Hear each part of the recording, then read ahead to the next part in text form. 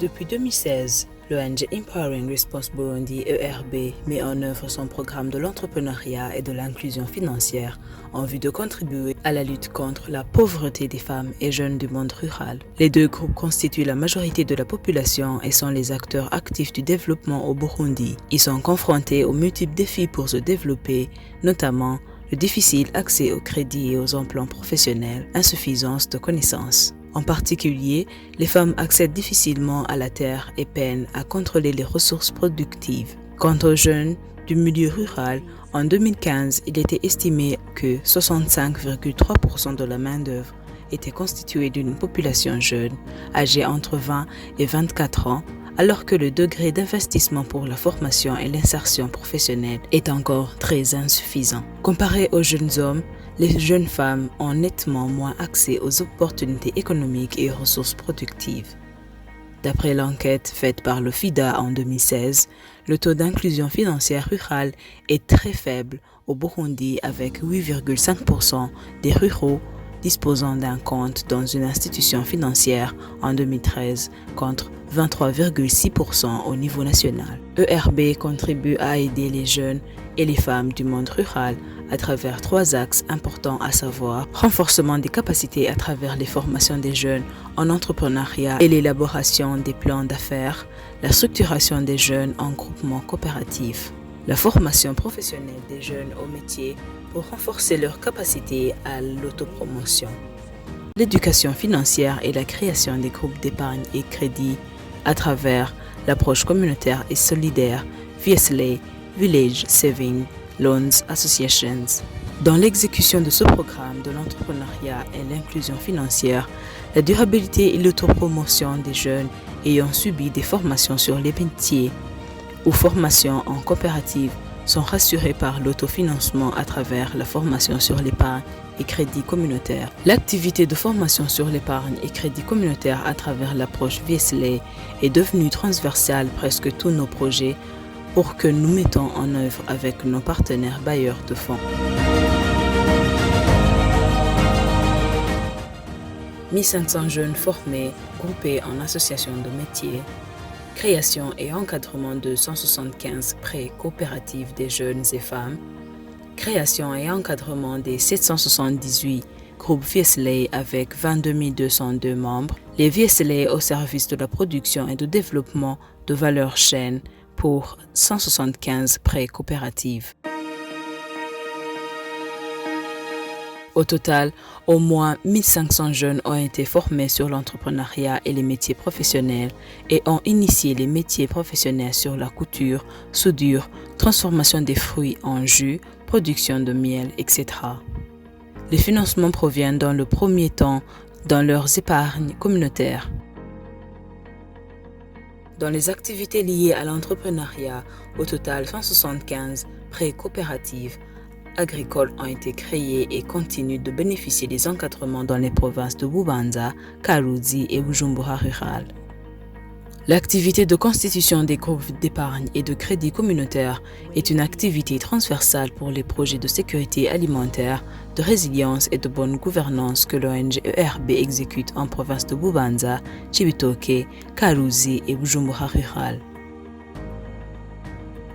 Au total, dans ces 4 provinces, ERB a créé et continue à encadrer 778 groupes VSLA avec 22 202 membres, dont 65% des membres sont les femmes. Le montant total d'épargne et crédit déjà mobilisé entre les membres de tous ces groupements est estimé à 1 990 710 000 francs burundais. Certains groupements ont bénéficié des appuis financiers sous forme de HIMO, haute intensité de main-d'œuvre. Cela a permis l'augmentation de capital social des membres VSLA. En plus des intrants en nature donnés aux 175 prêts coopératifs, les membres ont été de 175 prêts coopératifs agricoles estimés à 5 250 personnes ont bénéficié des formations sur l'approche VSLA. Grâce au crédit communautaire, ces coopératives ont des petits projets communs générateurs de revenus, mais aussi les membres ont pu initier des petits projets familiaux comme l'élevage des poules ou des chèvres, le petit commerce de denrées alimentaires. Le présent documentaire revient sur les quelques histoires de succès sur les formations aux métiers professionnels et l'épargne et crédit communautaire à travers l'approche Fiesley. Nitwa Nihorimbere Joseline, ambuka mu ntara ya Cibitoke, komine Rugombo, umutumba Rusiga. Akamaro kariho cyane kuko kuva umwuga waza waradufashije cyane. Najewe nishize kwa karorero naho randi umurimyi mugabo ubu gushika ino saha ubu ayo nkorera ngaha aramfasha nka umukozi akaja kurima hama nanje nkabandanya nkora umwuga. Byaradufashije cyane kuko biratuma turonka ibidufasha natwe mu rugo bikadufasha mu kwiyungunganya mu tuntu dutandukanye. Akazina kanje bayita Jire Nitunga, sanzwe mvuka mu ntara yacu ya Cibitoki, komine ni Mugina, umutumba ni wa Muyange, nkaba ndi mu ishyirahamwe rya nawe nuze ryo kuzigana no kuguranana, nkaba ndi ubusudira ahangaha.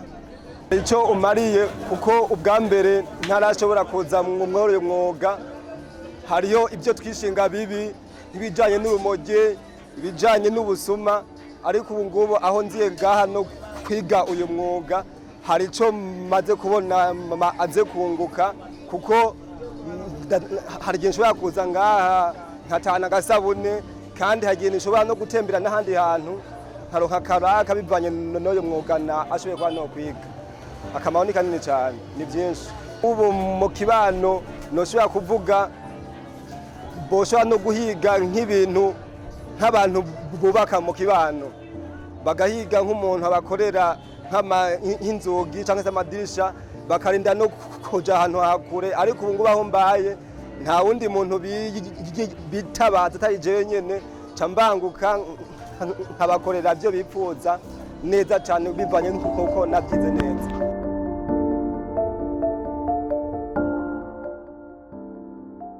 Jeni Twasingiranga Fulgence, ambuka mu ntara ya Cibitoke, komine ni Rugombo, umutumba ni Rusiga. Ihuriro riri hagati ni iri nuko twese turi ngaha dusanzwe turi mu migwi yo kuziganya no kuguranana. Nayo mpamvu rero mvuga ko hari ihuriro bivanye nuko twahuriye ngaha dusanzwe duhurira no mu migwi yo kuziganya no kuguranana. Ni kuvuga mu bihe ibikoresho byoteba turashobora kwikora kuri ya migwi yacu yo kuziganya no kuguranana, tukikorako kugira dushobore kuronka makenya, dushobora kugura ibikoresho tukabandanya dukora umwuga batwigishije. Muga mu cyifuzo cyacu suko tworinda kwikora mu migwi yo kuziganya no kuguranana. Amazina yanje nitwa Mpabonimana Marie Louise, mvuka ku mutumba wa Muyange, komine Mugina n'intara ya Cibitoke. Isano riri hagati yo gusudira no kuziganya no kuguranana. Iyo umuntu abuze amafaranga, iyo mbuze amafaranga yo gukoresha igikoresho nkeneye kugura, cyangenda mu ishahamwe nkagurana hamba nkakigura, nkakora nkazoca ndabasubiza. Dushobora guhagarika kuko ubumenyi twarabusigaranye, tuzoguma dukora kugira natwe twiteze imbere. Bishobotse twigisha n'abandi bigeme nabo mu kwiteza imbere biciye mu myuga. Nawo buragushima, turashimye cyane amashirahamwe yavyitwararitsemo. Umugambi ERB n'ishirahamwe Oxfam ryafasha mu mugongo, turabashimiye bimwe by'imvamu.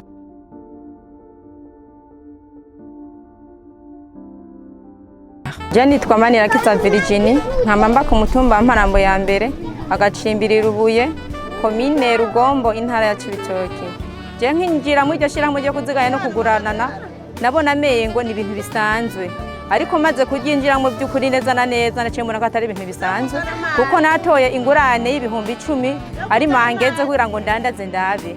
Nca ntangura kudandaza uturengarenga n'udutomati, mbona ndarose inyungu y'ibihumbi 10 biba 20. Hanyuma bigenze gutyo ndavuga ati byo byose ntago nogoma kwizo tomati.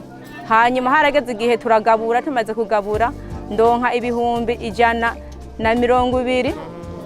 Maze kuronka ibihumbi 120 tugabuye mu ishirahamwe, ncafata kuko muri icyo gihe muri yandi yari nimaze kudandaza nimaze kuronka ibihumbi 30. Ndavuga ati byose kandi yateranye yose amaze kungana ibihumbi 150.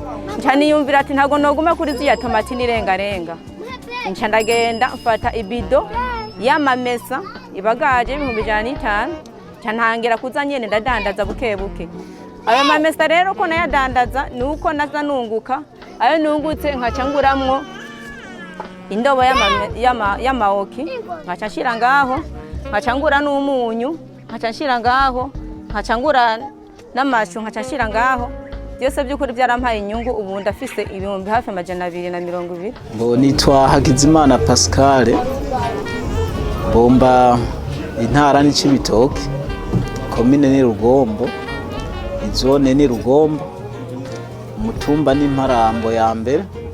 Jewe no kuvuga ubuzima narimbayeho bwari ubuzima bubayabaye, kuko nari nsanzwe nkora umugambi w'ubudandaji, hama aho nadandariza barahaturira, ibintu byose birahomba.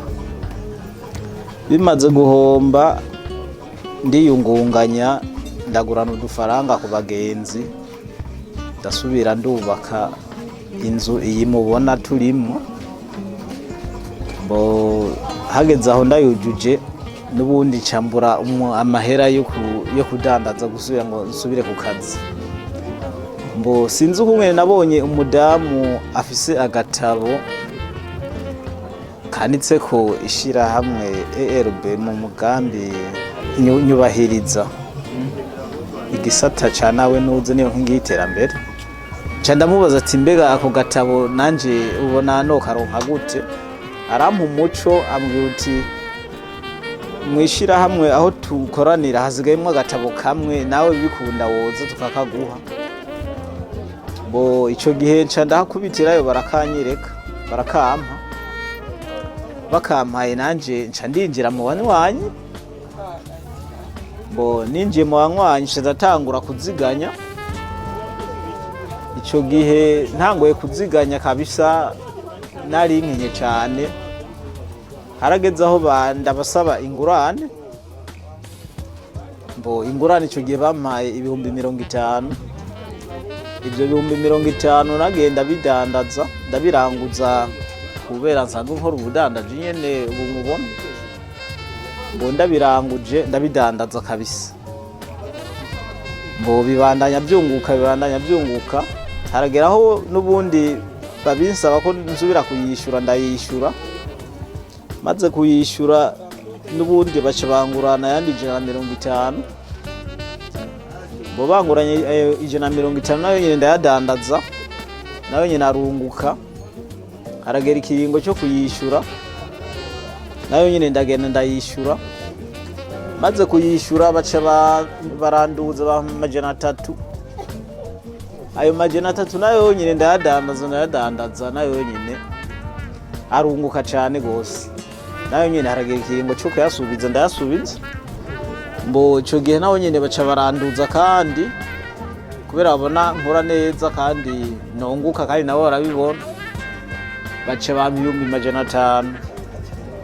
Ibyo 500 nabyo narabidandaje, ndabidandaza nabyo nyine birunguka, nayo nyine ndayasubiza.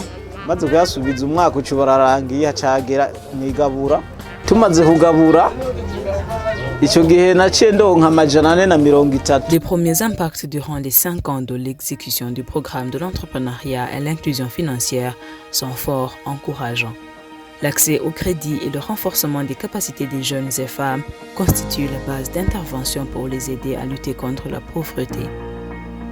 Pour ce faire, ERB prévoit la création de microfinances rurales pour permettre l'accès au crédit aux associations, des métiers ou coopératives des jeunes et femmes. Ensuite, ERB prévoit continuer le renforcement des capacités des jeunes et femmes à travers la création des centres de formation sur l'entrepreneuriat et métiers professionnels dans ces zones d'intervention. En attendant la réalisation de 2 grands projets durables, les activités de formation sur l'entrepreneuriat et l'éducation financière à travers Wesley vont se poursuivre sous forme des activités transversales des projets de sécurité alimentaire et résilience et de gouvernance.